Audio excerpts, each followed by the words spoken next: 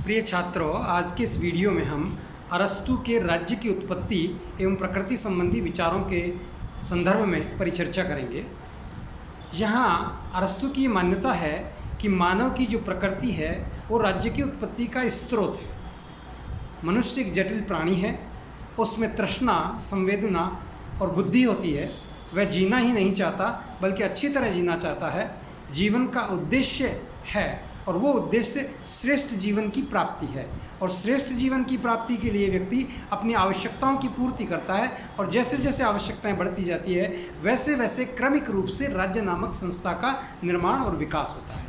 यहाँ हम विचार करें तो यूनान में 3 प्रकार की राज्य की उत्पत्ति की विचारधाराएं चल रही थी, जिनमें सोफिस्ट लोग राज्य को एक समझौते का परिणाम मानते हैं। दूसरी ओर सिनिक लोग राज्य को के लिए कहते हैं कि बुद्धिमान लोगों के लिए राज्य की आवश्यकता नहीं है, वह स्वावलंबी होता है, इसलिए उसको राज्य को कोई महत्व नहीं दिया जाता, इसलिए राज्य की उसके लिए आवश्यकता भी नहीं है। प्लेटो कहता है कि राज्य एक स्वाभाविक संस्था है और व्यक्ति का विस्तृत रूप ही राज्य है। प्लेटो का शिष्य अरस्तु भी ये मानता है कि राज्य मानव के स्वभाव में निहित है और जीवन की आवश्यकताओं और अच्छे जीवन के लिए राज्य आज विद्यमान है। राज्य मानव इच्छाओं से स्वतंत्र नहीं है बल्कि मानवीय जो इच्छाएं हैं उन इच्छाओं से निर्मित होता है, बनता है।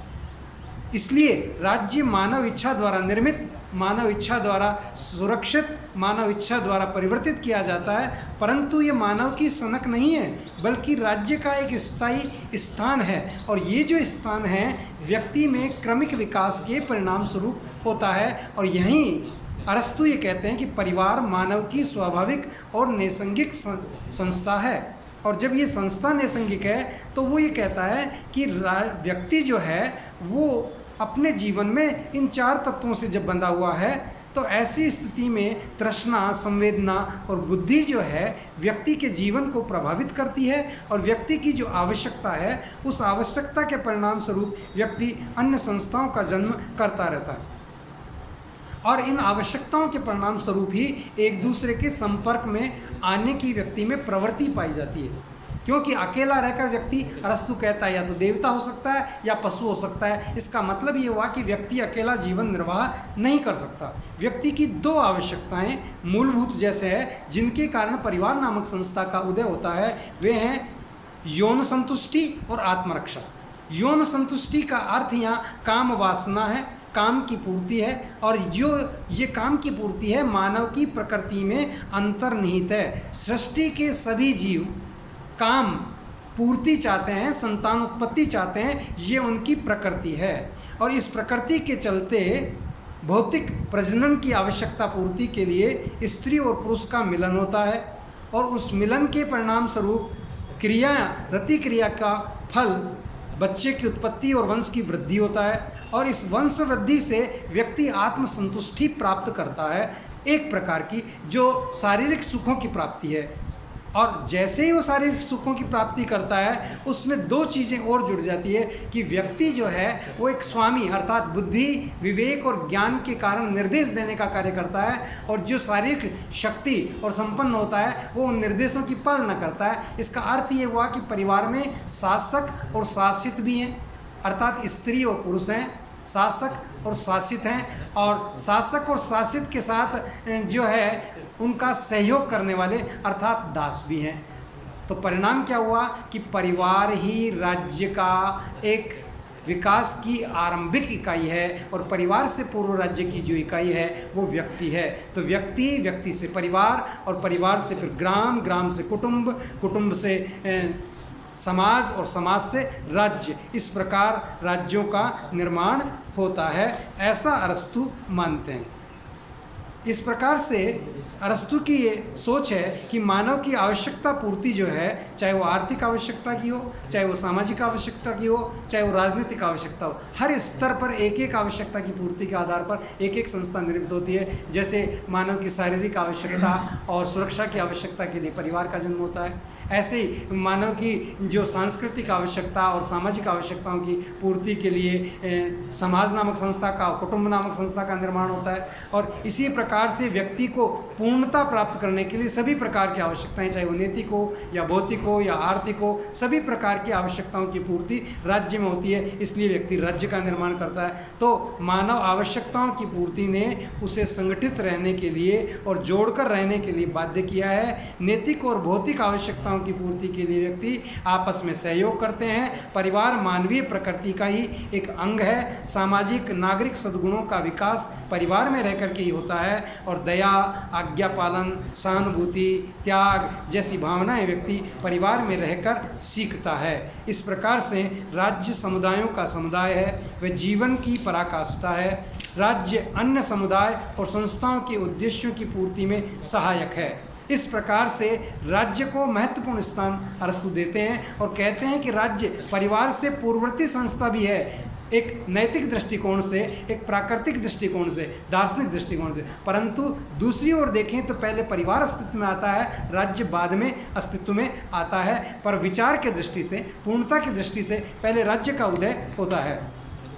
ओरिजिन ऑफ स्टेट की अगर हम बात करें अरस्तु के विचारों में, तो मनुष्य राजनीतिक और सामाजिक प्राणी है। राज्य का उद्भव मनुष्य की स्वाभाविक और सहज प्रवृत्तियां हैं। राज्य परिवारों और ग्रामों का ऐसा समुदाय है जिसका उद्देश्य पूर्ण स्वावलंबी जीवन अर्थात सुखी सम्मानयुक्त जीवन की प्राप्ति है। राज्य मानव इच्छा और आवश्यकताओं पर आधारित मानव समुदायों के बढ़ते हुए दायरों की पराकाष्ठा है।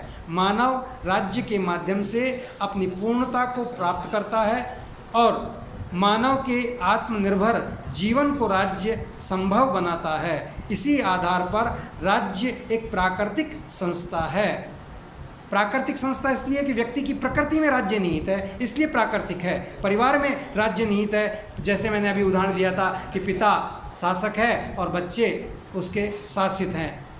तो राज्य में प्राकृतिकता की बात निहित है और अरस्तु ये मानता है कि राज्य प्राकृतिक संस्था है। और प्राकृतिक संस्था के मानने के पीछे अगर कोई विशेषताएं हम देखें तो वो ये है, प्राकृतिक शब्द का अगर कोई स्वरूप है तो वो है विकास की चरम अवस्था, विकास की पूर्णता। और पूर्णता जो है ये प्रकृति है, ये स्वभाव है। अतः हर वस्तु का उद्देश्य उसकी पूर्णता, उसकी प्रकृति को प्राप्त करना होता है और प्रकृति उसका अंत होती है। दूसरी ओर देखें तो प्रकृति सर्वोत्तम को प्राप्त करना चाहती है। कोई भी व्यक्ति हो चाहे संस्था हो, वो उसका लक्ष्य सर्वोत्तम को प्राप्त करना होता है, अर्थात सर्वोत्तम प्राकृतिक है और आत्मनिर्भरता भी प्राकृतिक है। प्रकृति निर्माण का कोई न कोई उद्देश्य होता है, ऐसे ही राज्य का भी उद्देश्य। तो सौदेशात्मक प्रकृति मनुष्य के स्वभाव में पाई जाती है। अतः हम ये कह सकते हैं कि राज्य एक स्वाभाविक संस्था है। राज्य का स्वरूप अपने आप में निर्भर करता है, व्यक्ति के स्वभाव में निहित है। अगर हम आगे बात करें तो राज्य शरीर की रचना है, विकास शरीर के समान प्राकृतिक है। राज्य के प्रत्येक अंग में अपने कर्तव्य निर्धारित करता है।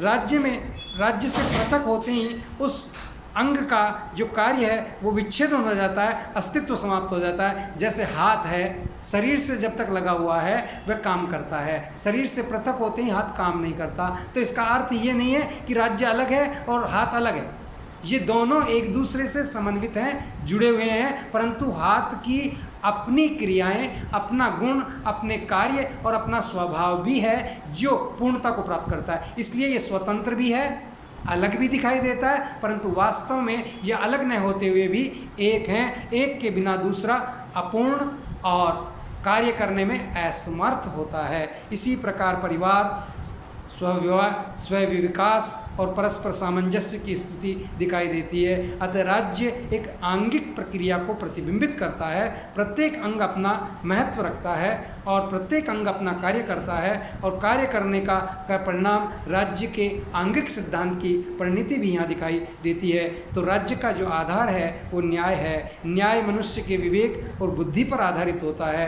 अन्य प्राकृतिक संस्थाओं से निर्मित राज्य भी एक संस्था है, व्यक्ति परिवार से पूर्व है और उसकी प्राकृतिक तत्व निहित है। राज्य परिवार गांव द्वारा निर्मित है और पूर्वगामी प्राकृतिक संस्था है और पूर्व अंग का महत्व होता है, पूर्व अंग का समापन नहीं होता, विलीनीकरण हो सकता है। अतः राज्य के उद्देश्यों की हम चर्चा करें या राज्य की विशेषताओं की अगर हम बात करें तो राज्य बहुत सारी विशेषताएं लिए हुए दिखाई देता है। कल हम राज्य की विशेषताओं पर चर्चा करेंगे।